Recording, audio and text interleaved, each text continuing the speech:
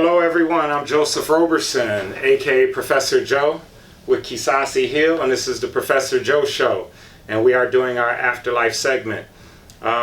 Before we started, what I wanted to do is give Key, I kind of wanted to share with them a brief understanding of my vision and the vision we talked about, and express to you, my brother, how much I appreciate you and tell you why, and which I think you already know, but I want other people to know, okay? So, you know, I've been blessed that I have this a wonderful life that I'm deeply appreciative for. That being said, at various points in my life, I've demonstrated poor discretion and judgment, and I've had to deal with the consequences of that on some level of another. And at the same time, for various reasons, some beyond my control, I'm blessed to be in a wonderful situation that I appreciate waking up to every day. Right. Sometimes people pretend that it's like my ego. If I feed into my ego, I want to believe that, you know, society is a meritocracy and I'm where I'm at as a result of my hard work, you know, work ethic, and my wise, thoughtful decisions. And then at the same time, I can accept that that isn't the most accurate depiction of reality. So therefore, based on my appreciation for my blessings, and knowing that I've been able to position life for myself and my family where I'm removed from a lot of the daily issues that persons from my community have to go through, you know, I just know that I still bear an obligation. I kind of want to use the word moral obligation, right? But for me, and based on my relationship with the universe and my creator, that I don't just sit around and watch other people suffer while I feel like I'm sitting off as removed as possible. Not that things can't find you and issues can't find you, right, but removed from just the daily rigors of life that many people from my background experience, and not do nothing, not say anything. And so therefore I had to figure out a way that allows me to still be who I am, right? And still speak to the issues that I think need to be addressed. And one of the reasons, you know, segue into why I appreciate you is because, you know, I've shared with you on multiple occasions that I needed someone to participate with me who had a like mind of, hey, I want to speak up about certain issues, who also feels an obligation to contribute back to the community, but who has also lived a real life that has positioned them. Now, I'm going to let you share the details of your background, but what I wanted to say before you do that is this, man. You've given a significant amount of your life to the prison system, okay? Mm-hmm. But when you came home, you were clear in thought. I have other friends who've had similar experiences, but may come home and I see that there was some level of arrested development. Like, okay, you're not in a position to really give things to people or information that is edifying to the soul because you still on an emotional and psychological level where you were at when you left, and you're not coming back prepared or even desiring to share a positive message with people or give people, like your message is tell these youngsters that they need to go harder. You feel what I'm saying? And I get that and I respect it, right? In one sense. At the same time, that's not the message I'm delivering, right?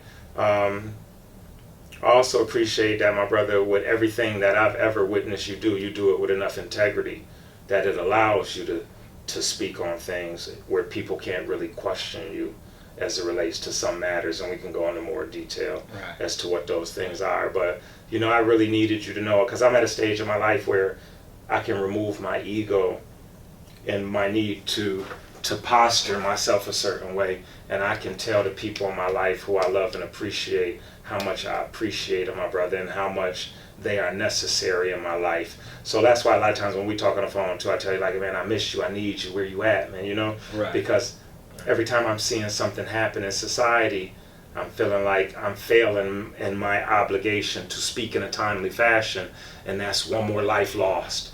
and maybe the message I desired to deliver could have prevented that. Maybe not. You're right. I don't want to be grandiose in my thinking, but I still have to meet my obligation to do it. Right. And that being said, that's what I'd like people to know about what I desire to do, and also how I feel about you, my king. Right. Heart's in the right place. That's the thing. We live in a society where people have they have their hearts in the wrong places. Okay. And some people don't even have a heart anymore. Right. Whether or not it was broken, whether it was tampered with, whether trauma, whatever the case may be, we are living in a heartless society. Right. And partially, I think a lot of that is because of everything is so fast. Relationships are fast. Everything is, the word I'm looking for is not superficial, but the kind of food we eat now. What is the kind of food? A lot of it is I'm lost. It's fake. Okay. Synthetic. That's okay, the word I got you. Yeah. It's fabricated food. Yes. Right. We live in a synthetic society. Yeah. Think about it. Yes.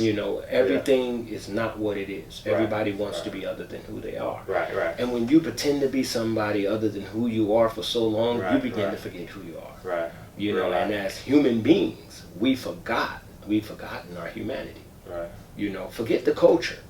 Forget the ethnicity, forget all of the other isms that define who we are, or we believe to define who we are.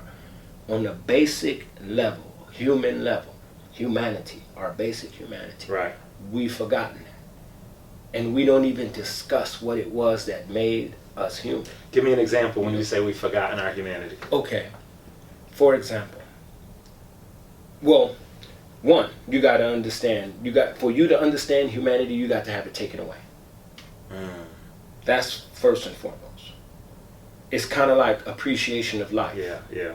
You say you appreciate life, but until you've seen someone, die in front of you, or you've been put in a situation where it was maybe or possibly your last. Hey, I'm gonna take it a step further. Not only been put in a situation, put myself in that situation. Yes, oftentimes, and it goes both ways, because it don't. Oftentimes, putting yourself in that situation is only based on the limited choices you have. Right, yeah. You know what I'm saying? You can say, I put myself in that situation, but I only had these options. I only had these options. Exactly. Or even if I had other options, because some people could argue, well, you had other options. Yes, but based on even the information being fed to me, I perceive these to be my only options. And therefore my perception became my reality. Crucial. What we're talking about is perception. Right. But back to our humanity. Right. I was raised in prison. Literally. Raised in prison. So when people say I was institutionalized, I'm talking about I started from foster care. I was in and out of courtrooms determining whether or not my parents was fit or unfit, or who custody I would be in. Right. And then I went from there to the juvenile detention. First offense, murder. So when I say, I did exactly what I did. Right. In fact, I was writing. Did you just say, you said first offense? My first offense. I had never been arrested. I had never been fingerprinted. Okay. Any of it. And my first offense, my first criminal crime was murder. Wow. So, but it was things that led up to that. And that's one of the things I think is necessary for us to touch on. Okay. But I wrote a poem coming down. Just so y'all know, FYI, my peoples is a poet. Yes. So you will hear some of the poetry over the course of the Professor Joe show. This one was called, and it's short, but it was everything, And I'll talk about my poetry in a minute, because it makes up a major part of who I am. Okay. It's called Vicious, And I said, there was a time when I was young, I was vicious with a gun. But what got me life was my being even more vicious with a knife.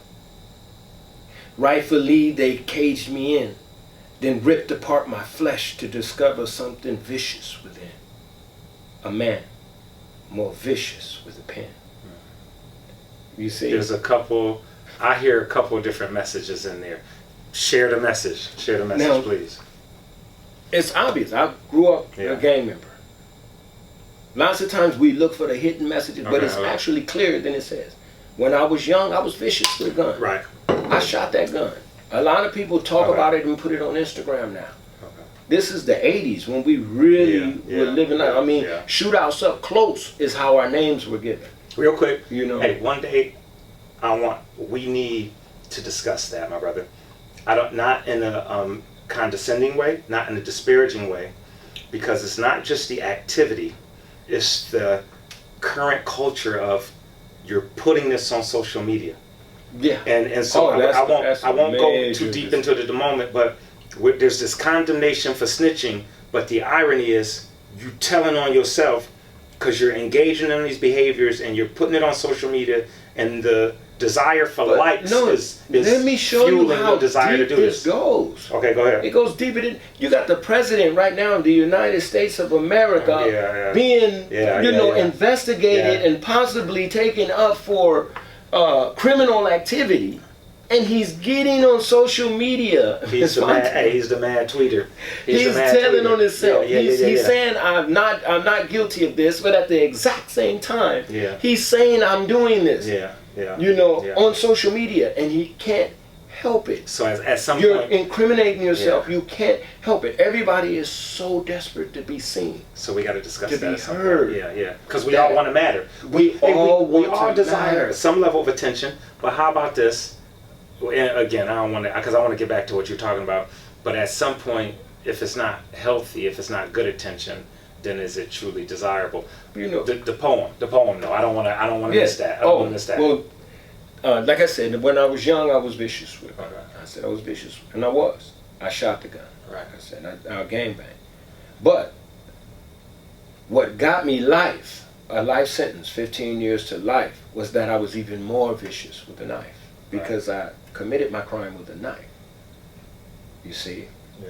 And I said, they caged me in, rightfully. They caged me in because I had that rage in me. Mm-hmm. See, and that's the thing. I don't blame gangs or the streets for me being where I was. Not at all. Okay. I blame rage for me being in that, because that's where I was. That was the reality that I lived in as a child. One, I was a child, meaning that I had underdeveloped, reasoning. Right. My brain was underdeveloped. My reasoning, all of that is. I've only, and you got to think, if I'm 16, that means I only have really 6 years of any type of cognitive responsibility and at 16, and life experience. And I'm not. This isn't just about you, especially since I work with people in their generally late teens, early 20s. You're a young adult, and at the same time, at 16, 17, 18. You're just a baby as it really relates to this world.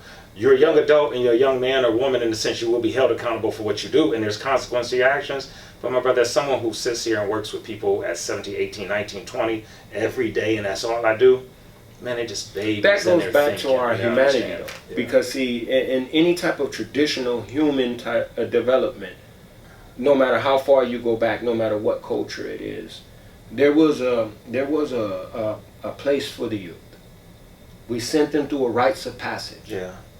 In fact, there's an African proverb that says... I'm sorry, man. We got to talk about that one day. Rites of passage. You can't keep cutting me off like that. No, my bad. My bad. Okay, my bad. I'll stop. You just giving me a lot. There was a rites of... All cultures had a rites of passage. Right.